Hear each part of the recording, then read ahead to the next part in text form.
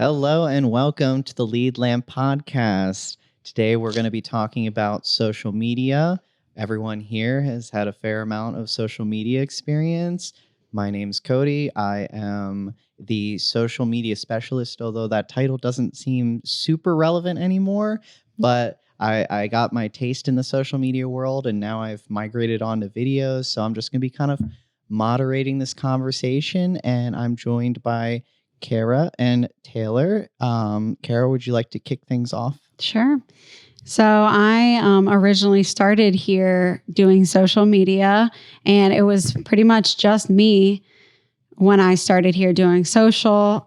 So for Lead Lamp, we have not only our own social media, but several pages for clients. So quickly, I realized I needed more help in the social media world. So that's when I brought Cody on board, hence his title, this social media specialist. He came in and really took over all of our clients' needs across the board with any social media channels. And then the same thing happened again. Quickly, Cody and I outgrew ourselves, same thing. So in brought Taylor, our newest member, to the Lead Lamp team.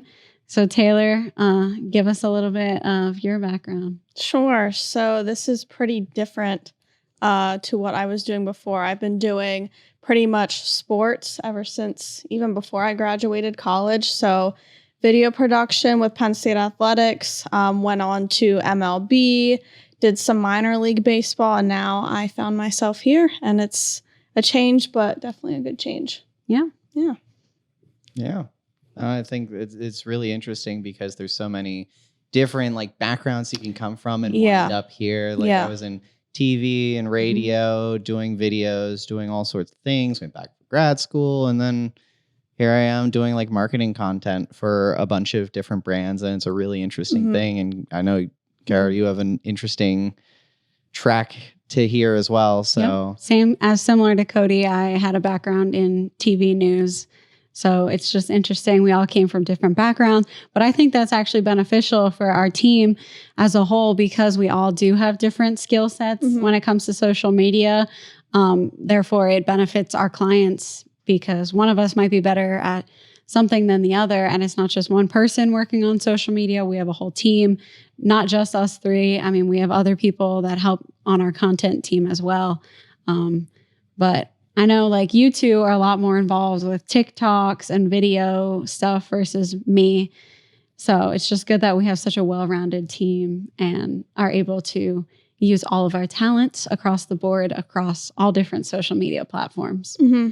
And that's the great thing about marketing too. You can do so much with it. You don't have to just stick to one set, of rules every single day. It's just constantly changing. So that's what I really like about pairing all of our experiences and just coming together with it all. Yeah, and each platform has its own kind of preferences on the type of content it prefers and what can be optimized on there. So for more intense videos, I can step in and do that stuff.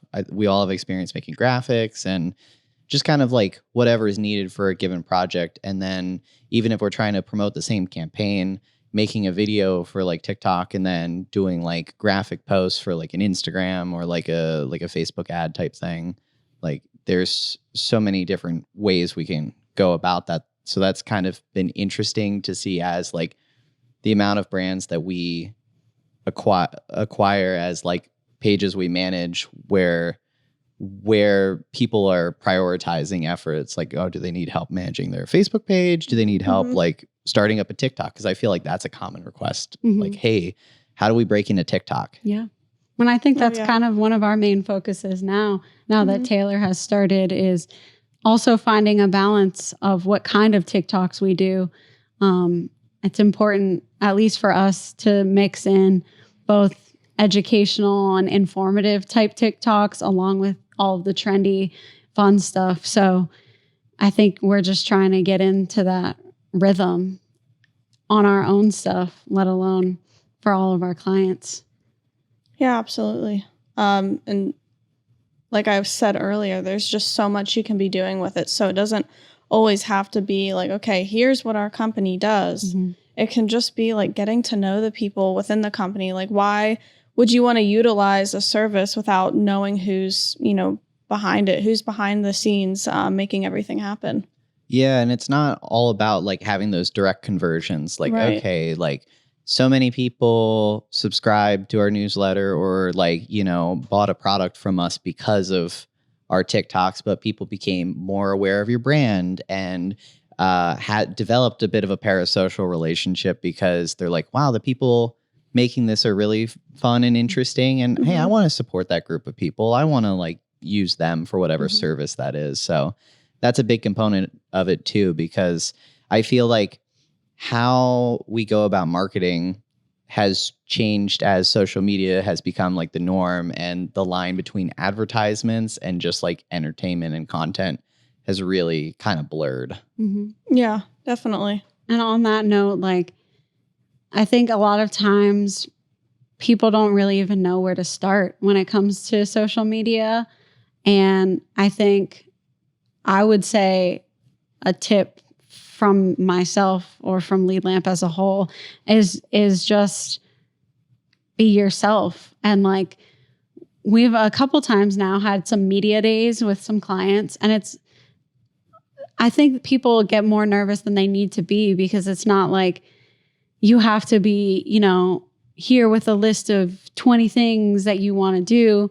Like you said before, it's also a mix of just like getting to know yourself, and like, it can just be like something conversational. And if you get an hour of footage, I mean, the amount of things that you could make on social media in that, it's just, I think a really good starting point is to just share your own story instead of focusing on trying to sell something or whatever, like Cody said. So I think that's one thing we try to really push our clients to do, is just be themselves. And then we can show them what we can make just from, an hour-long video of just talking to them. Well, and to chime in on that, like the more you do something, the more creative juices are flowing. That happens to me anyway. I could be saying like to myself, what am I going to do today? Like, and I'm just sitting talking to people about something completely unrelated to the topic, but I don't know, sometimes I can just apply certain things we're talking about, like with different clients, to what we're doing, and just everything starts cranking and going, and it's a whole process, and it just works out very nicely. There's no like set method to the madness, and I think that's the great thing about this field. Yeah, big thing is just making content. Yeah. Like getting yourself in the headspace, making the time for it, because like say you just put yourself in front of a camera and start talking about how you got started, how like something went about, then you can start being like, oh, that would make a really good like infographic, or oh, maybe I should write a blog post about that. Like you can kind of like spawn it off into a bunch of different other things. And I think it's just about like showing that it's easy to make marketing content. It's easy to just do this stuff. You just kind of have to put yourself out there and make the time for it. And I think that's a great benefit of having someone like Lead Lamp come in and do stuff, because we can kind of remove that like, oh, well, I have to get around to it at some point. It's like, no, we are coming at this time, and we are going to be making content from this until this point in time. And then they have a bunch of cool content. Yeah. And I think we're also getting better at the whole classic anything is content kind of thing, because it is really true. Like the other day, Taylor and I were separating apparel orders for a client. And we were just like, we had a whole box of different clothes, and they all had to go different places. And then we were like, oh, this is content. So then Taylor set up our time-lapse camera, and boom, we maybe did it for like a half hour. And then it made a couple second time lapse. Yeah, it did like a 30-second video for us. So I was like, hey, throw some music up on this. Like people like to see that stuff minus like just graphics and stuff. Like it's a good mixture to have people doing the work, like showing what we do instead of telling people.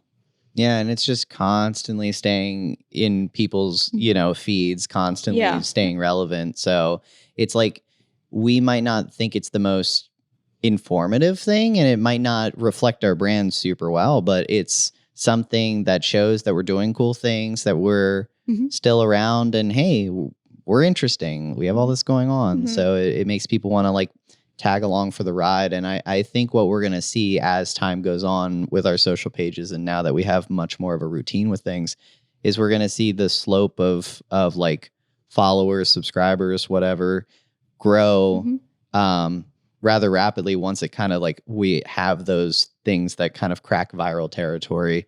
And that's the thing, like whenever you have a viral piece of content, the biggest thing you need is a backlog of stuff that people can just see. Keep referencing. Exactly. Yeah, so absolutely. all these months of just constantly making stuff is going to pay off whenever something comes up where we kind of have that breakthrough with our stuff. And it's the same way with clients. You know, we know the type of content that is beneficial to them, and we make that type of content. And then sometimes the fun stuff is trying to break everything through so they can reap the benefits of those informative pieces of content that are selling their brands and themselves. Agreed. I think one of the other things that would be good to touch on is our content calendars and how we work ahead and we try to plan things at least a month in advance. I'd say the benefit to doing that is definitely with just making as much content as you can. If you are working basically a month ahead, I mean, as long as the stuff isn't timely, you're golden, because then it's October now, you know, you're focusing already on what you're posting in November. So like you really have the time to make all the content that you need in advance. I feel like waiting till the last minute, especially for some of our clients, even that's why they have us do their content, because we get it done and we get it done in advance. I feel like a lot of businesses are just so busy. They don't have the time to do things on their own. They don't even have time to do it in advance. But someone somewhere should be making a content calendar for your business. It can be us, but I think we're definitely pro doing things in advance. Yeah. Do you have anything to add on the content calendar? Yeah, I think it saves on like decision making. Like we have to make so many decisions in a day. And so if you can set time aside to have a meeting where you're like, I need X number of pieces of content and I want to do this type of post and this type of post.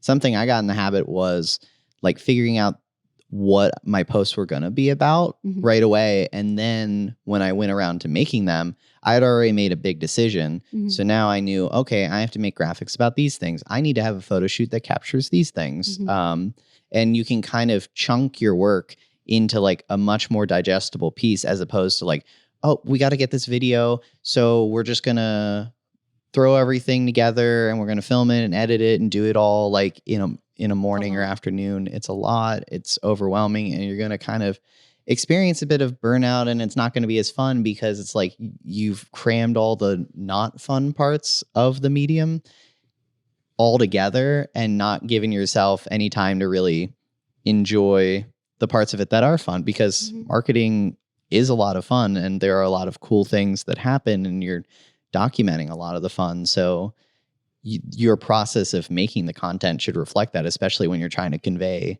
a very positive message and feel to the viewers and potential clients. Well, and when you get your set content for the month like out of the way, you have that much more time to brainstorm obviously about the next month, but you know, different things we could be adding in, because extra content, that's great. Obviously there is, you know, a barrier with too much content, but I don't think like posting even like 2 TikToks a day, I think that's great, because, you know, we're being consistent. That's kind of like the science to TikTok, just posting as much as you can. So once we have that set schedule, anything else is just a bonus for us, even our clients too.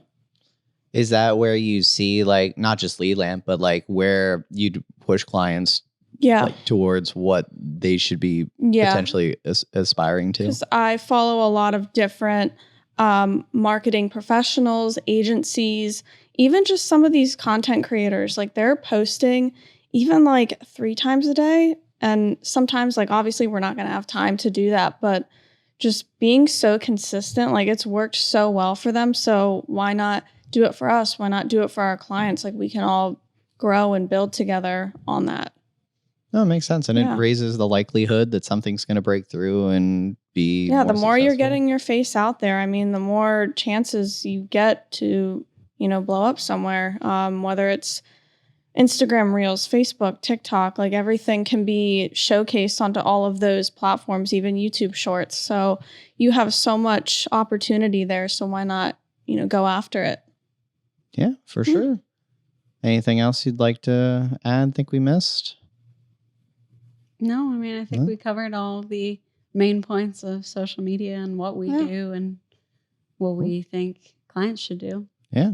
So, just make sure to be putting the time in and effort to grow your online following, because it's really a very good cost-effective way of marketing and getting your brand out there, because the barrier of entry is pretty non-existent. Like, anybody with a phone can create content. I will say too, just with my personal TikTok, there's been times like, I think something's going to do really well. And then I get like 2 likes or something. So I will say, like, even just in a professional workplace, like, don't get discouraged by the amount of followers you have, the views or the likes. Just, if you have ideas, take it and run with it.